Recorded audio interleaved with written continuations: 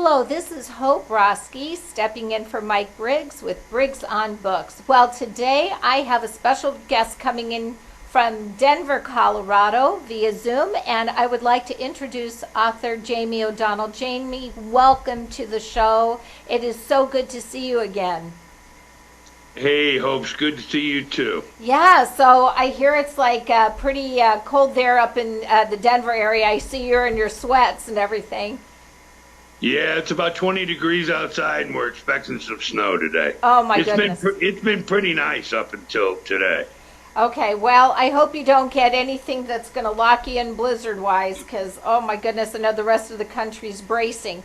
But speaking about bracing, you have a book that's out, Epiphany, that is to keep a reader on the edge of their seat. And I want to talk to you more about Epiphany, and basically because it is a thriller. Can you tell me a little bit about how you came up with it and the character development? Well, I've written three previous books. I wrote Hunting for the Lamb of God and its sequel, Living for the Lamb of God.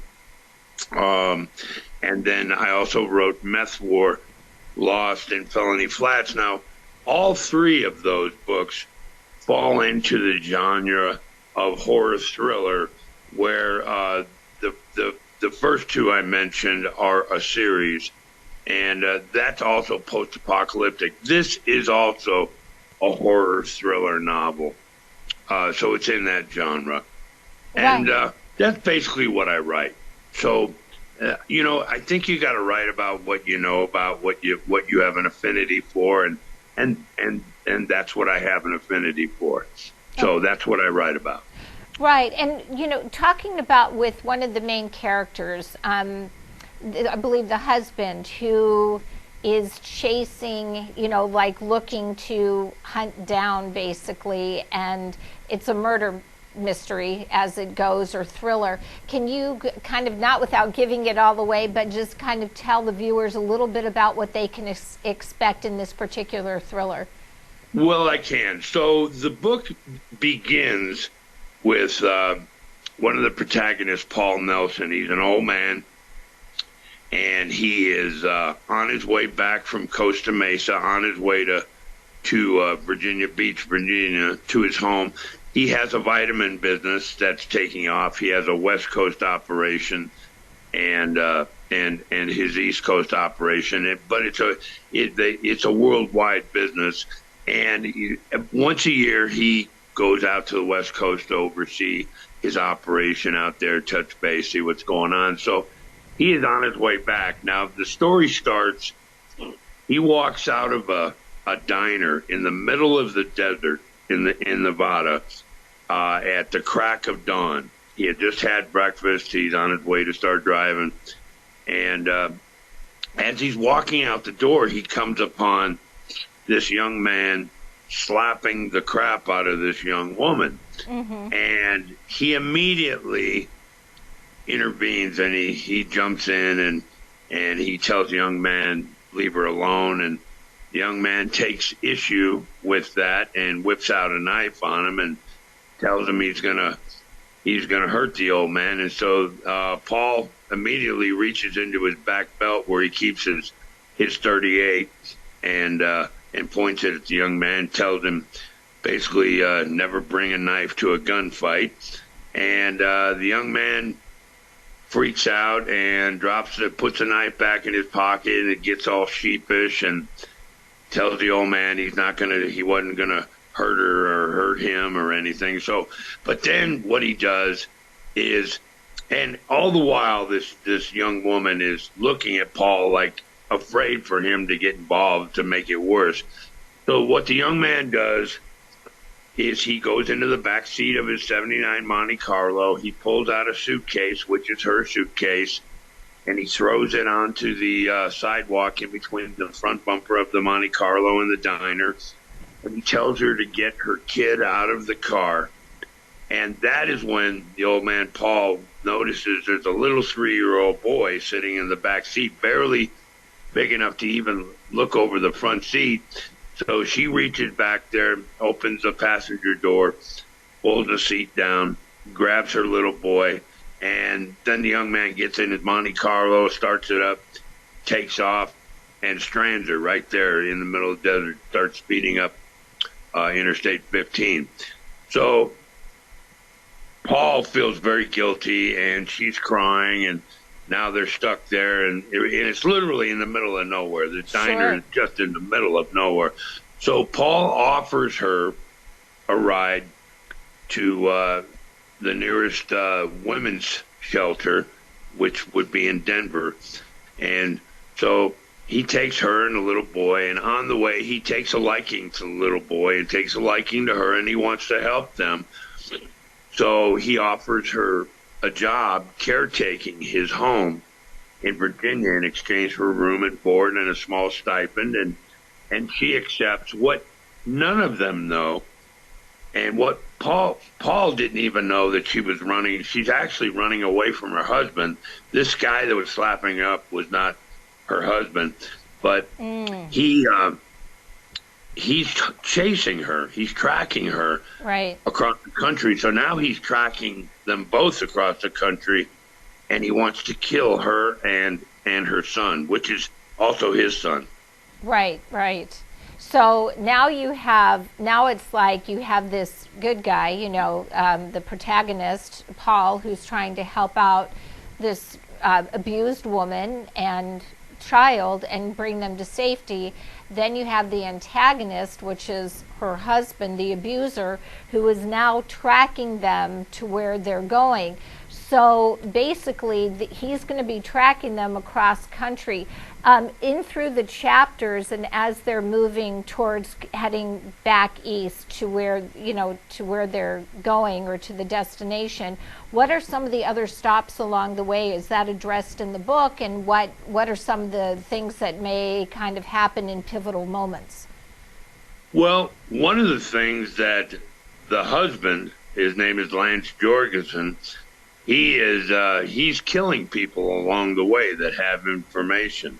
Yeah, so he's leaving a trail of dead bodies in his wake. And so the book primarily tracks all those instances that he is having with people, and her Lizzie, the girl, and Paul and her son.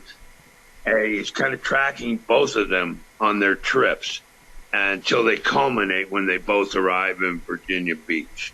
Okay. And that is when the real story starts. So that hits more of the climax of the book once they all get back to the Virginia Beach area. But what's interesting is that he is, her husband is doing serial killings along the way. Is at any point law enforcement involved in this, or is it just strictly just kind of the journey, or are there other people looking for him as well? No, once they arrive in Virginia Beach, they're alerted by law enforcement that her husband is searching for her, and most likely on his way to Virginia Beach, if he's not already there, to do her harm. Right. So, we can't, of course, give away the ending of the book, but it sounds like, and usually to read a book like this is not typically my genre, but you have definitely piqued my interest, because the aspect of this chase that's happening, and it's kind of like a beat the clock, if you will, and will this woman and her child, will they be able to be safe? Will Paul be able to be the hero? These are all things that the reader has to wait to find out. Exactly. There are two epiphanies in the book, and I just told you one of them. Yes. The first epiphany is Paul's wanting to help this woman and help her son. That's the epiphany he arrives at after he offered that ride to Denver. The second epiphany is really you won't expect it when it happens, but it's at the end of the book, and we certainly can't give that away. We cannot give that away. So I think now that some of these viewers have had an opportunity to hear about this wonderful, wonderful book that you have written, how are they able to order it? Can you give a website for them to order? Well, they can go to my website, which is www.JameyO'Donnell, that's JameyOdonnell.com. There is a purchase page on there that's got links where they can go, or they can just go to the usual suspects. They can go to Amazon.com, right, or they can go to Barnes & Noble. It's going to eventually be available on 62 different platforms, but the two best platforms, I would think, are Amazon and Barnes & Noble. And this book, unlike my previous three, also has a hardcover. Fantastic. Yeah, so you can get this book in ebook, paperback, or hardcover. Excellent, excellent. I don't, before we leave, because it's the word Epiphany, January 6th is actually Epiphany Day. I'm not sure if you're aware of that. It's kind of ironic that we're doing this. But, and I don't want to take away from some of the other books that you've had the opportunity to write too. Can you just touch base a little bit about each one if people want to order, besides Epiphany, just give them a little summarization about each of the other books that you've had an opportunity to write? Sure. So the first book that I wrote was in 2021. That's Hunting for the Lamb of God. It's post-apocalyptic, and basically what happens is Iran and North Korea, after years of crippling sanctions, they collaborate together and they construct 3 nuclear warheads. They put them on container ships and they park them off the east and west coast of the United States. They fire off simultaneously, and they all explode in the atmosphere miles above us, and it creates a super electromagnetic pulse. It completely fries everything electrical, anything computerized, anything with wiring in the lower 48, southern Canada, northern Mexico, Cuba, and the Caribbean islands. It literally throws us back into the Stone Ages, into the early 1800s. That means no running water, no cars, no electricity, no TV, no internet, no phone, no radio, nothing. Everything stops. And, that is, I mean, and I tell you, if that actually happened, I don't know what this world would do at that point. Well, the thing about it is it's a very, very possible scenario. Sure. We are extremely vulnerable to that.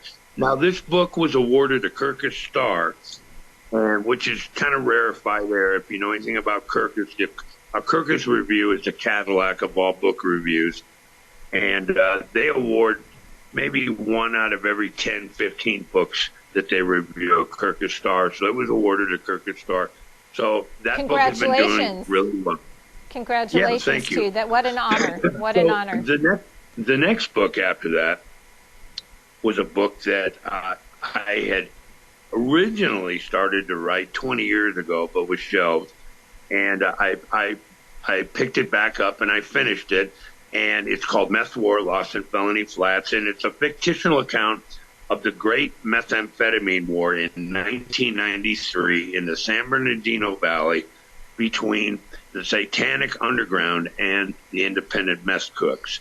And it basically incorporates every myth, rumor, and half-truth that I'd ever heard when I was out on the streets shooting meth myself. I am, in full disclosure, I am a recovered methamphetamine addict. I've been clean now for 23 years. Good for you. So that's what that's about, and that has literally, and it's very pulpy. When people talk about reading something that's pulp fiction, it's usually referred to, at least back in the old days, as poor writing, but direct to the point. Well, mine is not poor writing. I'd like to think it's very good writing, and it's also been critically acclaimed. And so there's that book, and I would highly recommend it to read. It's a fantastic thriller. And then I wrote the sequel to Hunting for the Lamb of God, because Hunting for the Lamb of God kind of ends on a cliffhanger, and I picked pick it up where that one leaves off, and that has got some finality to it. It kind of brings everything to a close, to where it's satisfying, and it just goes further into the story, a few years into the story. So that's basically my 3 books. Wow, I think they all sound amazing, and I wish you all the best on Epiphany. It sounds amazing, and the fact that you've already, accolades to you for already winning an award. This one may be the next one coming up. You just don't know, but I really think you've got a winner on your hands right here, Jamey. Thank you. I hope so. I believe you do. It'll be a great way to start 2025. And, keep it up. Keep it moving forward.